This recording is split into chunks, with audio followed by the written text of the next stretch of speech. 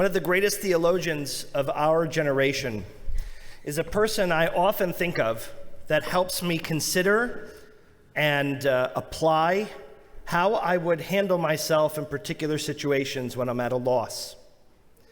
It's not Maimonides, it's not Spinoza, it's not Herzl, and it's not David Ben-Gurion. It's actually someone who's not even Jewish, but religious, devout. And that person is Fred Rogers, of blessed memory. Fred Rogers was brilliant, and Fred Rogers had not only this magical ability when it came to connecting with children, he connected with people. And what made him able to do that so masterfully was that there were no airs, he was honest, and he was true. And equal to that is he always tilted things to the side of positivity, to the side of optimism. One of the lines that Fred Rogers is most famous for, that I've been thinking a lot about lately, is the line when he says, whenever you see a tragedy, whenever you see something bad happening, Fred Rogers used to say, always look for the people who are running to do good. When those two planes crashed into those towers on that crystal clear blue morning, so many thousands of people ran for their lives up the streets of Broadway and First and Second and Third Avenue to get away from the collapse. But hundreds upon hundreds ran towards that tower to extinguish the fire and to save others. 2 years ago, right at this time, we were in the unthinkable, an absolute lockdown. We couldn't leave our homes. We couldn't go outside. We couldn't send our kids to school. We had to cancel our trips and vacations. Workplaces all over were closed. Las Vegas, which is a place 24 hours a day, 7 days a week, you could roll a bowling ball down any floor, any casino. It was empty. They were all shut down. But if you stood outside of the hospitals, you would see on 12-hour rotations doctors and nurses and orderlies that were making their way to go and save lives in the midst of this pandemic, which had at the time no vaccine and no cure. I often think that if Fred Rogers were doing some Torah teaching, some midrash on Parshat Mitzorah, the portion we read today, he would focus very little on the affliction of leprosy. He would focus very little on what it was that caused people to be quarantined. And he would train all of our eyes and our hearts to look at those that were tending to the care of the people who were afflicted with leprosy. The priests who served as doctors that were giving them aid, the people who gave messages between those who were quarantined and those who were part of the community and shared them back and forth, the people who brought food and supplies to look after those who were hospitalized from this leprosy. That's what Fred Rogers would have us look at. If you open up any newspaper, doesn't matter what your preference is, if you put on any television channel, it doesn't matter if you're a CNN person or a Fox person, NBC, CBS, or ABC. What you will read about and hear about and cry about is all of the terrible things that are happening in our world.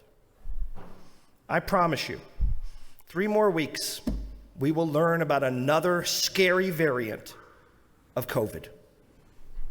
I promise you, we will hear in the next 24 hours, very sadly, about some other terrible atrocity that is happening to the innocent Ukrainians by the hands of Chechens and Russians.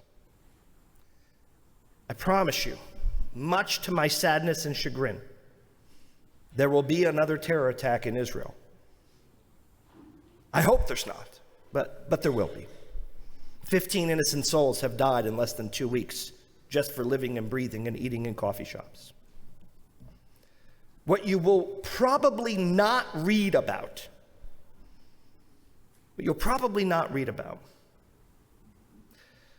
are the doctors and scientists that are still on the front lines fighting off that new variant of COVID. You might hear about some advancement or some one story, but you're not going to hear about how many people have still been absolutely selfless in that fight to stop this deadly pandemic.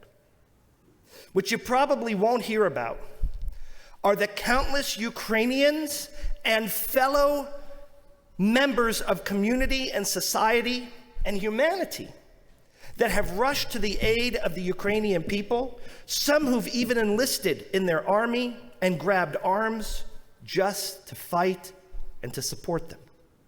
You probably won't hear about the random guy named Vlad, who really exists in a town called Krakow, who lives with his wife and his child in a 2-bedroom apartment, happily, who has 7 other people from Ukraine living in his apartment now because they have nowhere else to go, and they're running away from the madman known as Putin.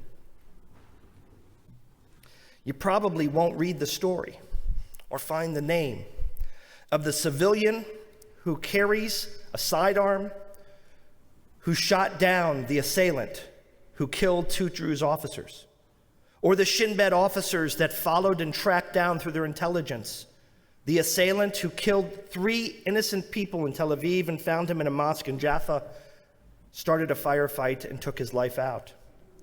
Or the hundreds of people who were in their cars or their apartments and heard the shooting and ran down to give first aid and triage to those who were hit by bullets, by intention or off course. Why? Because we're not listening to Mr. Rogers. We're so focused on the terror and the horrible things that are happening, we're not reminded of the good that exists in the world. It's a very, very long story that I'm not going to get into the details of now. But our community has been blessed through an insanely circuitous route to welcome a family from the Ukraine here in Bergen County. They got through in the craziest of ways. They lived in Kiev. They drove to the border of Moldova. At the border of Moldova, their son and son-in-law were told they couldn't cross because they had to stay and fight. But the 6 of them, their 6 children, including their infant grandchild and their 9-month pregnant daughter, crossed to Moldova, lived in their car for 3 days as they drove to Brussels.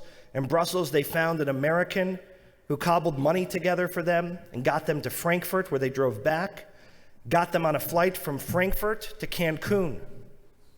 In Cancun, they hitched a ride, 9 of them, including an infant and a pregnant woman, 9 months pregnant, from Cancun to Tijuana. They were held in Tijuana for 2 days, processing through immigration and being checked for all types of diseases, including COVID, and then eventually got across the border. The same American who helped them in Brussels, whose husband works for NATO and originally is from Houston. She cobbled more money together and got them on a flight to San Diego, and they ended up in Chinatown for 2 days and had to get out of Chinatown, and then they ended up in Bergen County. That's just a little bit of their story. It's unbelievable.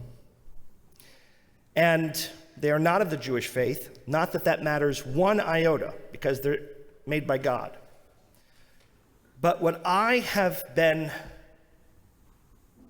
amazed by, moved to tears by, regularly receiving goosebumps by, and trembling from, has been the people acting like Mr. Rogers in this community. If I sat and I could tell you their story, because I've learned it over the last few days, and told you every jot and tittle and detail of their story, you would all cry. You would all call Spielberg and say, let's make a movie out of this. You would all call Grisham and say, let's make a novel out of this. You would all say this is unbelievable, and it is. But what is unbelievable and we have to remind ourselves of is the good that exists in the world. In this community, when we went to feed this family and we told the local pizzeria and pasta place, Rudy's, in our town what was happening, they gave us half of the cost off. Why? Because it's their way of helping. When the family needed to have haircuts because they haven't had haircuts in close to a month, or have their manicures and pedicures done, it was Rapunzel and Closter and Pro Nails Plus that gave these items for free or at a significant discount. When the children needed haircuts, it was Sharky's in Tenafly that said, they'll all be our guests. When the community here heard that there were ways to help, there was a line 6 weeks long to buy groceries and buy food.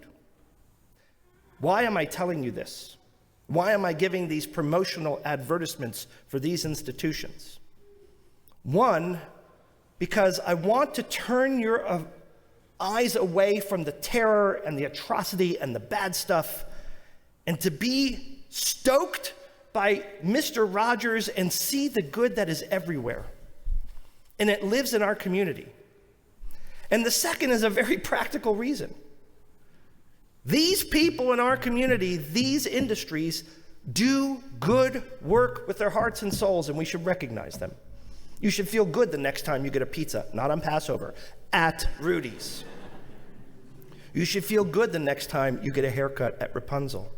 You should feel good the next time you get your nails done at Pro Nails Plus, or take your kids to Sharky's, or you buy at any of these other places that have been so incredible and helpful and supportive. That's what it is to love and to give back to a community. That's what we focus on.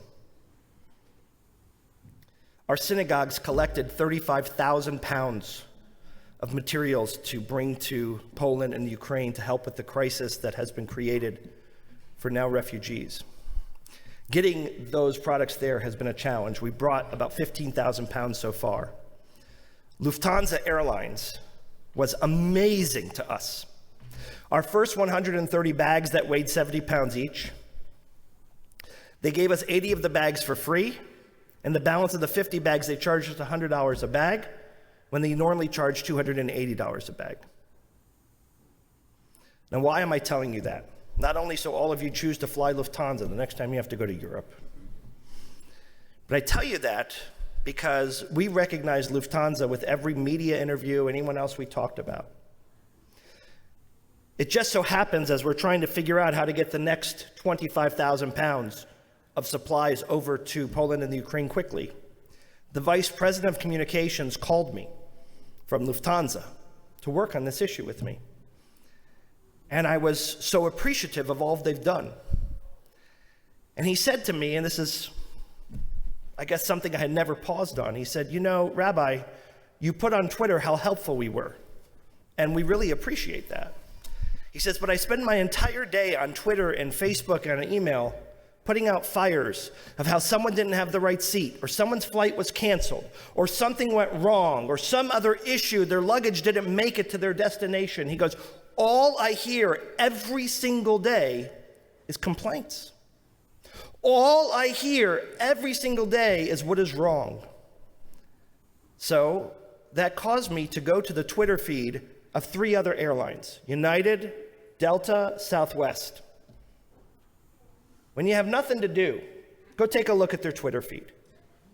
Time after person after person, it was every single thing that went wrong for people on these airlines.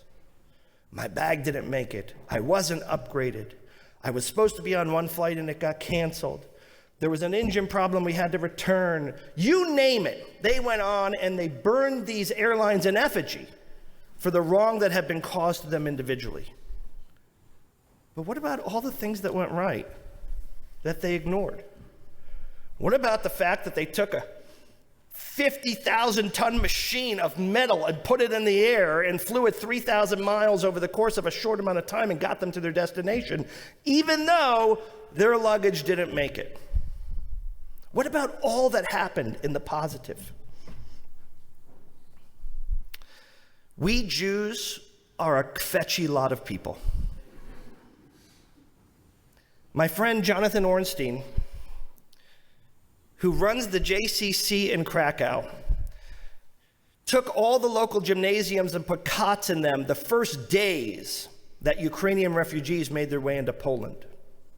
And he and I were talking, and he said, you know what, David, I figured out how to tell of the Ukrainians, because I don't speak Ukrainian, I speak Polish. He said, I figured out how to tell who's a Jewish Ukrainian and who's a Christian Ukrainian.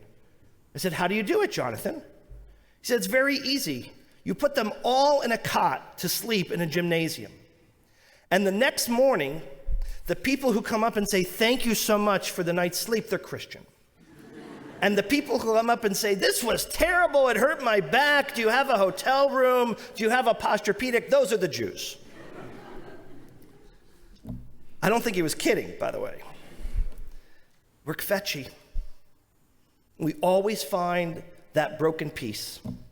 We always find the things that are wrong.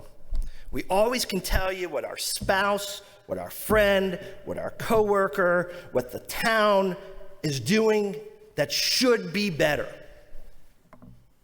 But Mr. Rogers would lovingly say to all of us in his way, tisk, tisk, tisk.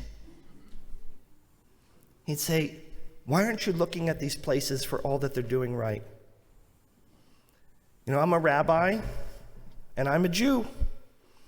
So I'm disposed as well, like all of you, to find everything broken, to see all that's wrong, to say, woe is us. But Mr. Rogers has been beating in my heart this last week because I have seen so much of what is right here at Temple Emanu-El, here in Bergen County, here in our world. And it's not just limited to us, it's everywhere.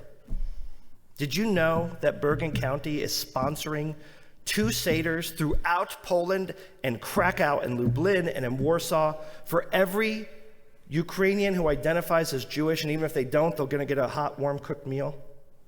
That we are paying for close to 4,000 souls to have a Passover Seder? As we say in the Seder, Kol dikvin yete v'yechol. Everyone is hungry, let them come and eat. We're literally doing that. We're saying, imagine yourself as if you came out of Egypt. We are doing that for another group of people. We, our shul, and 5 other shuls in Bergen County have said to the community of Poland, you have so much to worry about. We got Passover covered. Isn't that amazing? Isn't that reason to pause and to celebrate? Isn't it nice to know that there are synagogues in Miami and Dallas and Los Angeles right now that are hawking Lufthansa and saying, look what you did for Kirshner, you got to give us 200 bags also. We collected all these and we have to get them there. It's a good thing. And I'm telling all of you, it's not limited to Lufthansa or Rudy's or Sharky's or Temple Emanu-El or the crisis in Ukraine. Because when that crisis is resolved, and may it happen soon, I assure you there will be another challenge. One that's God-made and one that's human-made. Look for the people who are doing good. Turn to the stories of inspiration. And when you do that, we'll keep the teaching of that theologian alive in our heart. It will serve as a focus for us, and it will remind us of the good that is as contagious as the bad, and that is worthy of celebration. That is what it is to enter this holiday with a true appreciation of blessings and of freedom. Ken Yehi Ratzon, may that be God's will. Let us all say Amen and Shabbat Shalom.